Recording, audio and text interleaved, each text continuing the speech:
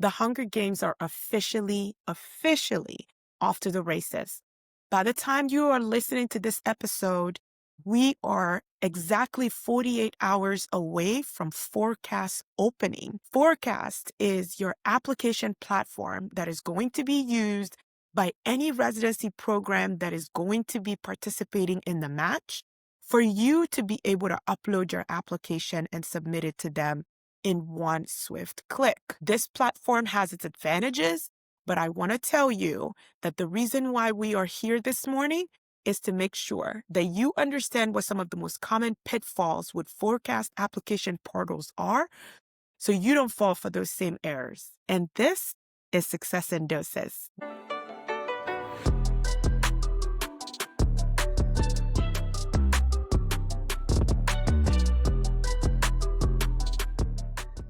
Welcome, everybody. I'm so excited to be recording an episode on PhORCAS. This is one of my favorite times of the year. As you know, if this is not your first episode being here, you know exactly what I'm going to ask of you. I need you to like, share, subscribe, and engage in the comment with this content so that the podcast becomes discoverable for other people that are looking for personalized guidance through this application season. And all of the things that we talk about here, they will find a lot of benefit and a great deal of usefulness in what we talk about here today. And so, as I promised, this will not be long. This will be short because we are just getting right to things at this point. I am giving you today 5 practical tips that you can leverage today, this week, to make your PhORCAS application process not just seamless, but really maximize your success.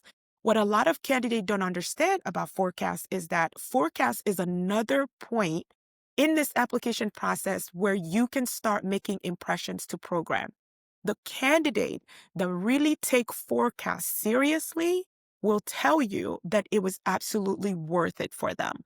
And so I want to start with just a bonus tip of letting you know PhORCAS is not just some platform that's going to host all of your application materials for submission, but it also is a place and another opportunity for you to have your work show up for you and speak up for you before they even read your letter of intent. And so before we even begin to get into all the ways in which PhORCAS should be used, I'm going to level set with helping you understand what PhORCAS is. PhORCAS essentially stands for Pharmacy Online Residency Centralized Application Service.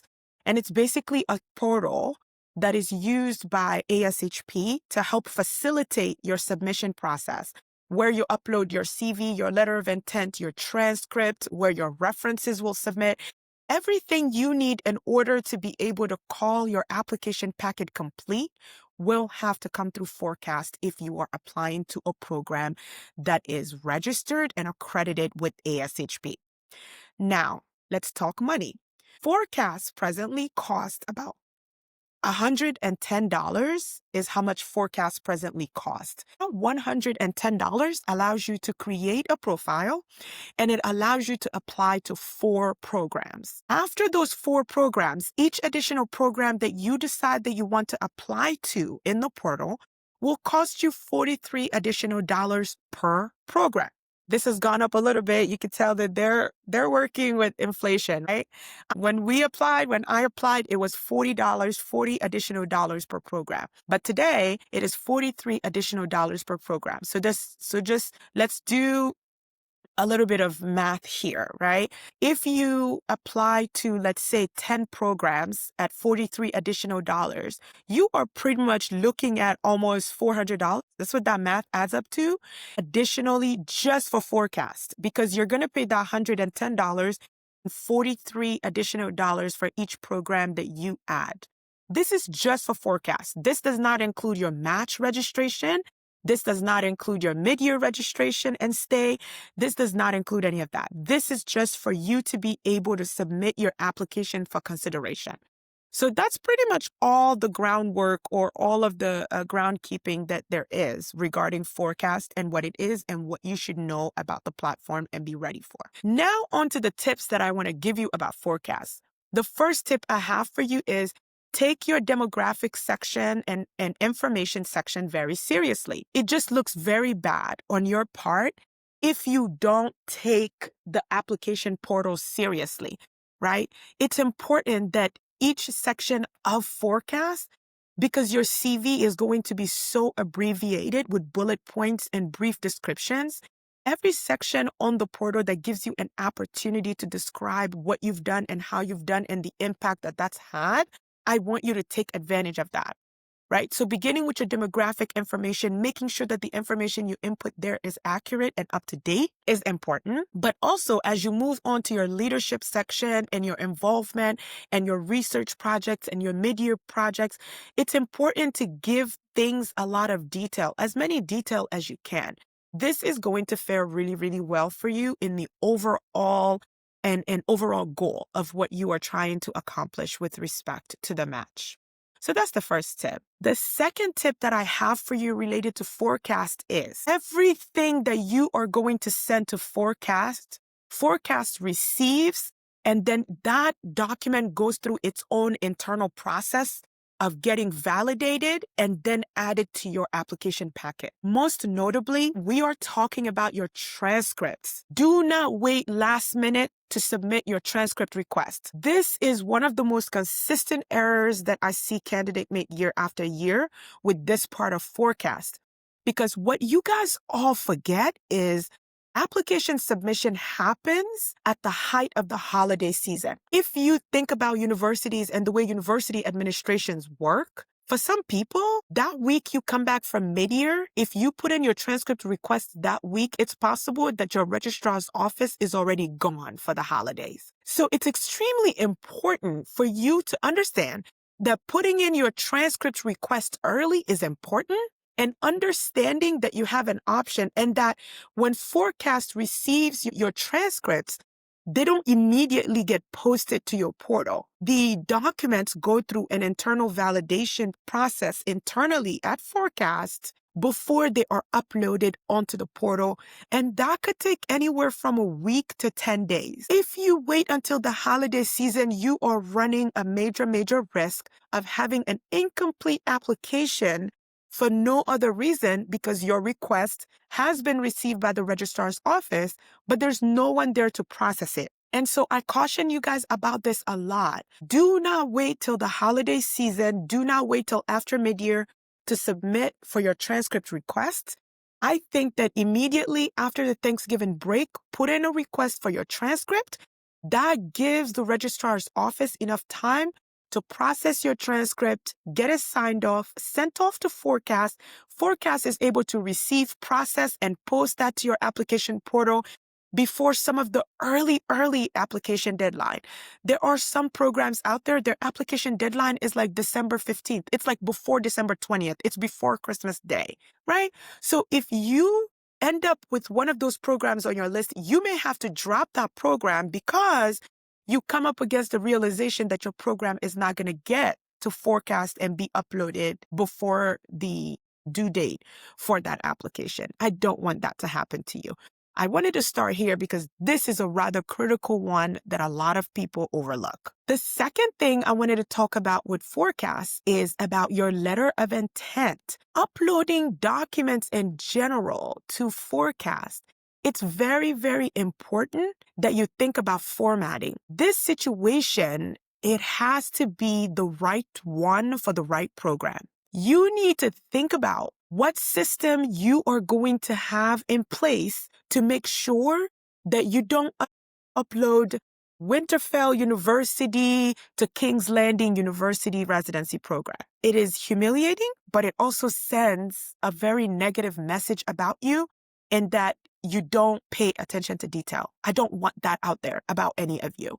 So it's very important that you make sure that as you're working through your application process and your portal and you're making your elections on PhORCAS, that you have a very systematic approach about what letter you're going to upload to which program. Another very common mistake that happens. The fourth tip that I have is about uploading your CV and the quality of that. upload. For formatting reasons, it is imperative that your CV is uploaded on PhORCAS as a PDF. Uploading your CV in a non-PDF format will force all of your categories, your tables, your images, everything is going to shift on your CV.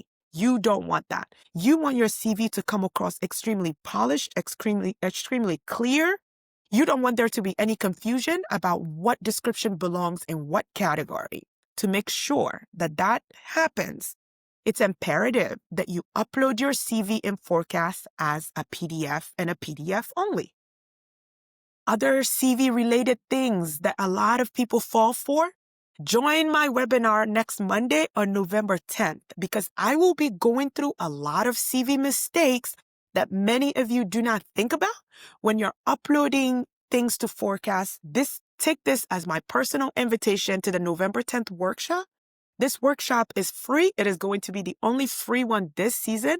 But because of how important the CV, a well-structured CV is, and I want everyone to have access to that information, right? So please remember, registration will be required for this event, even though it is completely free. But there are going to be a lot of tips I give away at this workshop that I don't want you to miss out on. The fifth tip that I have that is extremely important is going to be the program-specific questions. There are going to be supplemental questions that some programs want you to fill out. I want you to understand right now, these questions are not optional. These questions are not, if you feel like it, give it proper energy. These questions are not maybe a good idea for me to work on this. No, that's not what you're dealing with here. It is very, very important that you give these questions the proper energy they deserve, because this is one of the places where outstanding candidates are going to break away from the pack, right? Because candidates that are extremely competitive aren't going to be selective about where they put in 1,000% and versus where they only are going to put in 999, right? Candidates that are serious about this process are putting their 150% of their energy into everything that they are asked to do. Supplemental application information, those are going to be available for you on PhORCAS as well. It is very important that you take the time and energy to look into them and whether or not a program has it. And if a program does, it's very important that you go ahead, answer those questions thoroughly, thoughtfully, with a lot of introspection, because how thoughtful your responses are will also make a huge difference in this situation. A pro tip that I want to give you about PhORCAS is this. What I really want you all to take from this episode today is that PhORCAS is not just merely a data entry point. This is not just a place that you're in to just tell the programs, oh, I'm very interested. Look, I've paid money. Please take a look at my application. That's not all the PhORCAS does. Use PhORCAS as your first signal to the program that you're very serious and that you understand what you're signing up for. Use the PhORCAS portal as the first place where you send a message to a program that you're incredibly serious and you are ready to invest in this process fully and completely.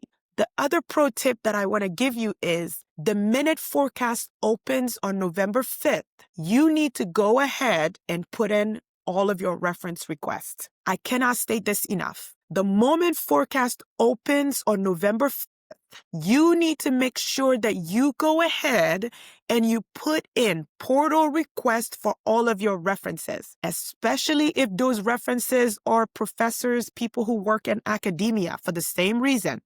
They are going to take off the second week of December, and you are going to be left anxious and an emotional wreck because you don't know if your reference is going to be submitted on time. I cannot stress just enough to make sure that the reference requests are all submitted immediately when the portal opens, so that that reminder for them to go ahead and submit the portal gets fired into their inbox and they have what they need. And you can set yourself on an internal schedule of sending reminders to those that haven't submitted from now until you have it. I can't thank you enough for starting with me, but I also want to let you know that we are off to the races. And I definitely will be using the podcast as a place where I come through and I drop a lot of gems for you and things that I believe are going to be nuggets to help you along. I believe in you. I know you can do this. There's no question about it. And I want to be here to support you through that, as always. I am so grateful that you're starting your Monday morning with me and you're starting this November morning with me. And I cannot wait to see what this season of Match 2025-2026 has in store for all of us, as I'm already very excited and thrilled that registration for our cohort closed on October 1st.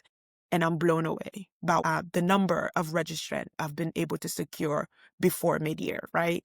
And so I'm very excited and I'm grateful for you, your time, your energy, and your support. But also communicate with me and let me know what you'd like me to talk about, because this season is your time. This season is for you. And I'm here to cheer you on and support you and see you through it. And let's get to it. As always, remember that success happens one incremental step at a time. And if there was ever proof of that, the residency application process is the biggest of all. I'm grateful for you. Have a wonderful start to your week. Until next Monday, please take care. Okay, bye.